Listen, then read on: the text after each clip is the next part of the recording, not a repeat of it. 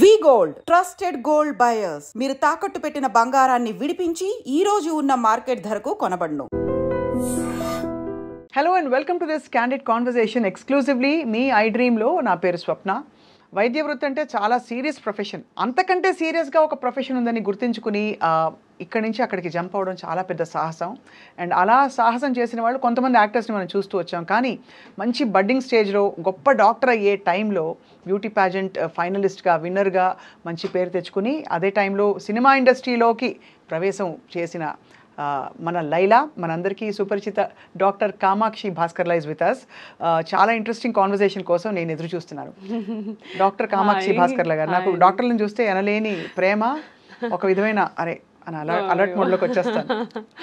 So ఎలా ఉన్నారు? I'm good అండి. How are you? Yeah, doing great. Very happy to meet you.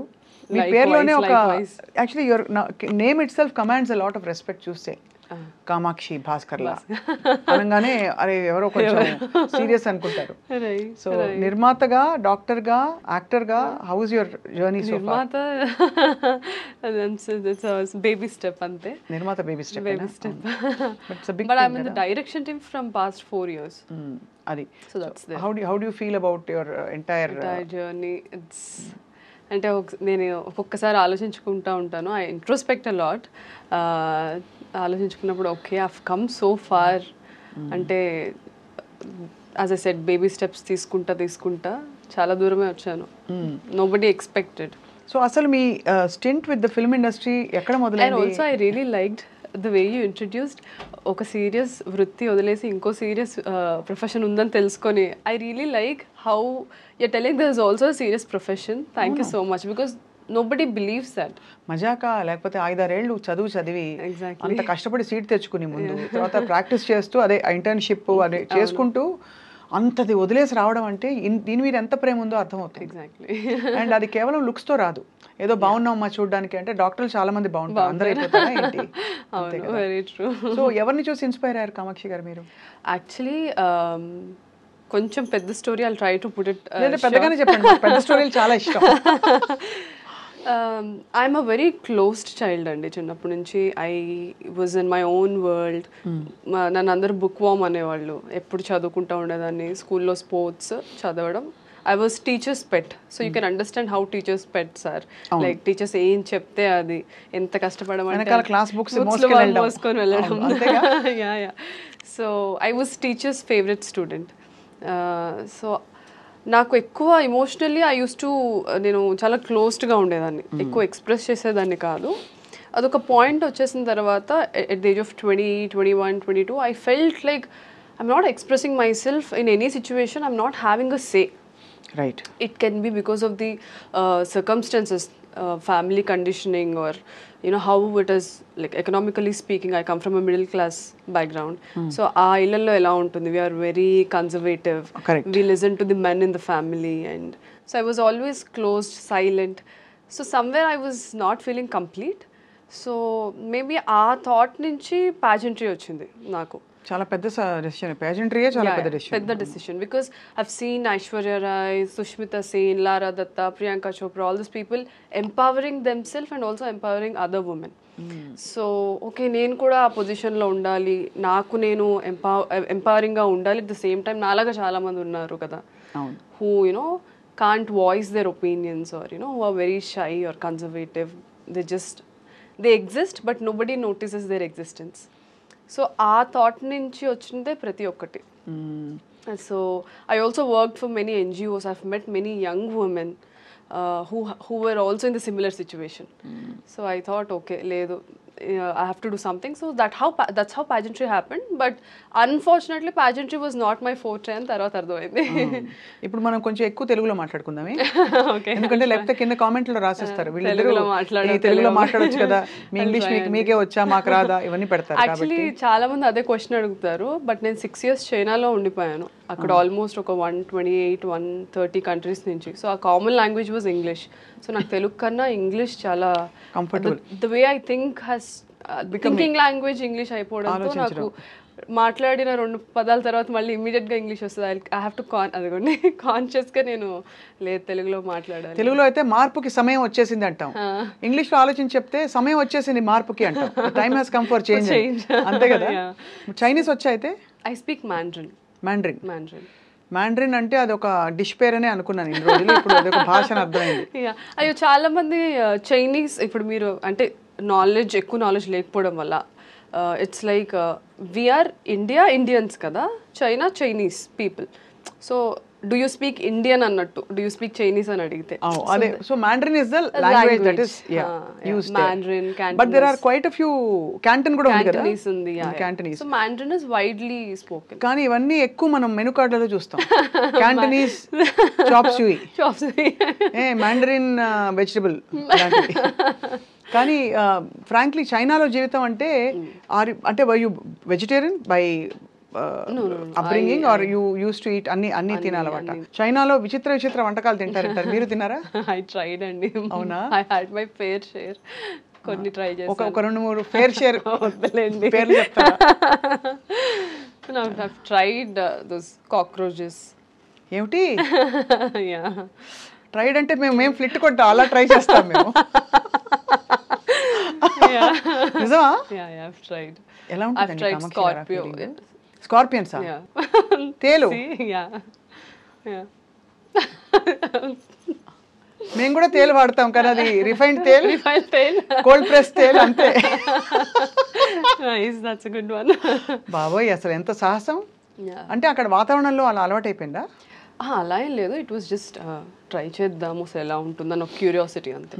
Actual చాలా మందికి అర్థం కాని విషయం ఏంటంటే, if you go back to China history, వాళ్ళు ఒక 200 years ఫమైన్లో ఉన్నారు. వాళ్ళకి డ్రౌట్స్ వల్ల, ఫమైన్ వల్ల వాళ్ళకి వెజిటబుల్స్ మనలాగా గ్రీనరీ ఉండేది కాదు ఎక్కువ. So they use to rely on wild animals for food. ఏంటి మన బొద్దింకలు, మరియు మన కప్పలు, మరియు మన తేళ్లు, మరియు మన పాములు, చాలా అలాంటివి. కానీ చాలా సాహసం కామాక్షి, బికాజ్ ఇంట్లో ఐఎమ్ ష్యూర్ తెలుగు వంటలు ఇవే అలవాటే ఉంటుంది చిన్నప్పటి నుంచి. ఎంత ట్రై చేయాలన్నా సడన్ గా వెళ్ళి ఒక ఈట్ కాక్రోచ్ 65 అంటే ఒకలాగా ఉంటుంది కదా. నేను కుక్ చేసుకునేదాన్ని. మా మామ్ ఇంకా వెళ్తా తిను అని మాకు when we had the knowledge, మా మమ్మీ నాకు అన్ని వంటలు నేర్పించి పంపించారు. ఓహో, I cook really well. So చైనాలో అసలు ఏం చేశారు మీరు, ఏం చేసేవారు? సో చైనా వెళ్ళింది MBBS చేయడానికే. ది ఫన్నీ పార్ట్, చైనాలో ఇంగ్లీష్ మాట్లాడరు అని కూడా నాకు తెలీదు. I was that naive, very innocent. అసలు ఏం తెలియదు, చదువుకోవడం తప్ప ఏం తెలియదండి. ఇప్పుడు జోష్ మూవీలో చెప్తారు కదా, ఈ బస్ ఎక్కితే ఎక్కడికి వెళ్తావు, ఇక్కడికి వెళ్ళాలంటే ఏ బస్ ఎక్కాలో కూడా నాకు తెలీదు. నేను అంత ఇంటి నుంచి కాలేజ్ బస్ ఎక్కి ఇంట్లో దిగి, ఇంటి నుంచి మళ్ళీ కాలేజ్ బస్ ఎక్కి కాలేజ్కి. I was that kind of a girl. So I was so naive వెళ్ళినప్పుడు. But slowly then I realized, okay ఇక్కడ ఇంగ్లీష్ కూడా మాట్లాడరు అన్నమాట. I have to learn Mandarin. మాకు ఫస్ట్ ఇయర్ నుంచి మ్యాండ్రిన్ మనకు లాంగ్వేజ్ ఉండేది, along with the medical subjects. And they're very particular about their language. ఎందుకంటే తర్వాత మేము ఇంటర్న్షిప్ చేసేటప్పుడు టీచర్స్కి ఫ్యాకల్టీకి ఇంగ్లీష్ వచ్చు, బట్ పేషెంట్స్కి రాదు కదా. అవునవును. So we have to be very well versed. So 5 years అక్కడే చదువుకున్నాను, 1 year ఇంటర్న్షిప్ అక్కడే చేశాను. సో అమ్మ నేర్పిన వంటలతో అక్కడ రకరకాల ఎలా దొరుకుతాయండి ఇవన్నీ? మీకు లైవ్గా దొరుకుతాయా బొద్దింకలు? లైవ్ కాదు, దే యూస్ టు హ్యావ్ అంటే రెక్కలు తీసేసి క్లినిక్ స్టేషన్ దగ్గర తీసిస్తారు. ఒకనొక రోజు మీరు వెళ్ళారు అలా మాల్కి, అదే గ్రోసరీ షాప్కి వెళ్ళి అక్కడ లోటస్ స్టెమ్స్, బ్యాంబూ షూట్స్, వాటన్నిటితో పాటు సరే why don't we try this అని ట్రై చేశారు. How was the feeling? అంటే ఐ వుడ్ వియర్డ్, అదంటే good kind of weird. I was curious and I'm a traveler. I travel a lot. So నేను ఎక్కడ food అయినా అక్కడ ట్రై చేస్తూ ఉంటాను. I know it is not, food is also part of our culture కదా. మనం ఒక కల్చర్కి అలవాటు పడ్డాం, మన టేస్ట్ బడ్స్ ఒక కల్చర్కి అలవాటు పడ్డాయి. So it is different. So అదే మొత్తానికి అంటే నేను ఇవన్నీ ప్రోబ్ చేయడానికి బొద్దింక మీద ఇంట్రెస్ట్ కాదండి, మీ అడ్వెంచరస్ స్పిరిట్ ఒకటి, రెండోది మీరు ఎంత how much do you explore, and ఒక కొత్త కంట్రీకి వెళ్ళి భాష నేర్చుకోవడం, అక్కడ అవన్నీ అలవాటు చేసుకోవడం. అందరూ పచ్చడి సీసాలు, పొళ్ళు, నువ్వుల పొడి కూడా ప్యాక్ చేసేవాళ్ళు చాలా, బట్ అవి 1 year అంతా ఉండవు కదా. అంటే నేను ఒకసారి 2 years ఒకసారి వచ్చేదాన్ని. సో అలా మొత్తానికి అక్కడ చేసి 1 year ఇంటర్న్షిప్ చేసుకుంటూ బ్యూటీ పాజెంట్ ఎప్పుడు స్టార్ట్ అయింది మీ అన్వేషణ? ఐ మీన్ నేను 5th yearలో ఉన్నప్పుడే ఐ హ్యావ్ దిస్ ఐడియా. నేను మా మదర్ కాల్ చేసి నేను ట్రై చేయాలనుకుంటున్నాను మిస్ ఇండియా అంటే అప్పటికే ఫ్రెండ్స్ చెప్పుంటారు. అయ్యో ఫ్రెండ్స్ అందరూ డిస్కరేజ్ అండి బాబు. అంతేనా, డిస్కరేజ్ చేశారా? Because I was like very heavy. I was like almost 83 kilos. నా ఇన్స్టాగ్రామ్లో నా ట్రాన్స్ఫర్మేషన్ ఫోటో కూడా ఉంటుంది. నేను అంత హెవీ ఉండేదాన్ని. అండ్ నేను ఇలా అనుకుంటున్నాను అని చెప్తే అది అలా అలా క్లాస్లో స్ప్రెడ్ అయ్యి నువ్వు చదువుకో, you're only good for studies, ఇలాంటి టాక్ వచ్చింది. అది లైక్ మీరే ఏదో ఒక రోజు వినాయక్ మెసేజ్ చేస్తారు లేదా నా ఇన్నర్ వాయిస్. నేను బయట చెప్పాను కదా, ఐఎమ్ క్లోజ్డ్ పర్సన్, సో బయటకేం చెప్పేదాన్ని కాదు. ఐఎమ్ లైక్ ఓకే స్పీక్, లోకులు కాకులు మాట్లాడుతూ ఉండండి అని అనుకునేదాన్ని. కట్ చేస్తే ఇలాగ స్లో మోషన్ లో now everybody text me, oh we are very happy, మేము మీ జూనియర్స్, మేము మీ సీనియర్స్ అని టెక్స్ట్. అంటే న్యాచురల్లీ అంతే కదా, టేక్స్ ఎఫర్ట్. అండ్ సో 83 నుంచి ఎలా తగ్గారు కామాక్షి మీరు? Purely diet, workout. మాకు కూడా చిట్కాలు చెప్తారని ఆశిస్తూ మన సినిమా ప్రయాణం గురించి మాట్లాడే లోపు, ఎందుకంటే ఐ జస్ట్ వండర్, ఇప్పుడు అందరు ఎవ్రీబడి సో వరీడ్, ఎంత తింటున్నావు, ఎంత బరువు ఉన్నావు, ఎంత తగ్గాము. దట్స్ యాక్చువల్లీ బ్యాడ్ అండి, ఫ్రాంక్లీ స్పీకింగ్. హాయిగా భోజనం చేసి ఎన్ని రోజులు ఏం చెప్పండి అందరూ. నేనైతే అన్ని తింటాను ఇప్పుడు. నా ఐ నో నా బాడీకి ఏం తినాలి, ఎంత క్వాంటిటీ. నేను ఎవ్రీడే హ్యాపీగా తింటాను, బట్ ఐ వర్క్అవుట్ అలానే. సో అది ఫుడ్ ఈస్ ద మెయిన్ అది థింగ్ అండ్. సో అయితే 83 నుంచి మీరు ఇప్పుడైతే 55 ఉన్నారా, 60? మిస్ ఇండియా టైంలో 55 అయ్యాను. అప్పుడు నాకే నచ్చలేదు. అప్పుడు నాకు ఆ ప్రెషర్ ఉండేది కాన్స్టెంట్లీ, ఇంత వెయిట్ ఉండాలి, అలా చేయాలి, ఇలా చేయాలి. That is why I came out of the pageantry and modelling, because అక్కడ నాకు సెరిబ్రల్గా ఎక్కువ స్టిమ్యులేటింగ్గా ఏమి ఉండేది కాదు. It was always about the looks, because we have to carry the attires of the designers kada. మీకు ఆన్సర్ క్వశ్చన్ ఏం అడిగారు? మీ last pageant question ఉంటుంది కదా. అయ్యో అదే నా కొంప ముంచింది. If you were the first woman to land on the moon, what would you do? అంటే చాలా మంది ఆన్సర్స్ చెప్పేవాళ్ళు ఆ క్వశ్చన్ మళ్ళీ రిపీట్ చేస్తారు. If I were the first woman to land, thank you for the question. If I were అని చెప్పి అది చెప్తారా మీకు? చెప్పను అట్లా. Yeah, they train us how to, అంటే ఒకసారి మనకి ఆన్సర్ గబుక్కని రానప్పుడు we try to articulate and take time in our head. అదే అనిపించింది చూసే. అంటే ఓకే, వెరీ గుడ్, అదే అనమాట. సో మరి అది యాక్చువల్లీ బట్ నాకు అక్కడ వరకు నేను టాప్ 15 వరకే వెళ్ళాను. మళ్ళీ టాప్ 5లో ఉంటే all this kind of questions వచ్చేవి. సో మాకు పర్సనల్ ఇంటర్వ్యూ అవుతుంది టాప్ 30 నుంచి 15కి వెళ్ళడానికి.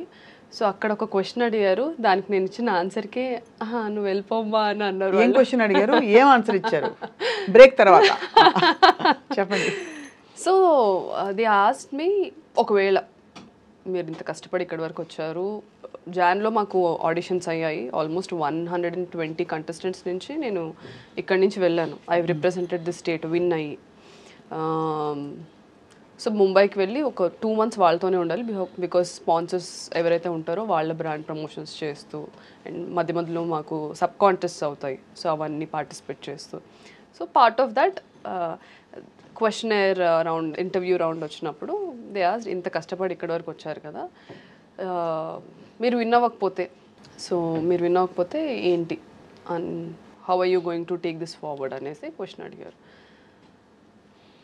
I have given an answer which made them feel that ఈ అమ్మాయికి అంత ఇంట్రెస్ట్ లేదేమో ప్యాజెంట్రీ అని. Maybe deep down subconsciously అదే నిజమై ఉండొచ్చు. So I told them, it's okay, నేను చాలా కష్టపడ్డాను, డెఫినెట్లీ బాధపడతాను, ఎందుకంటే ఇంత కష్టపడి ఒక దాని గురించి అచీవ్ చేయడానికి వచ్చినప్పుడు అది రాకపోతే it's human psychology, we feel pain.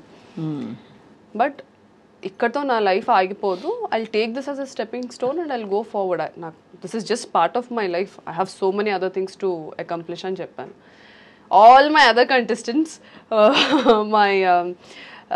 they were like, no, మేము అసలు I cannot imagine my life without this.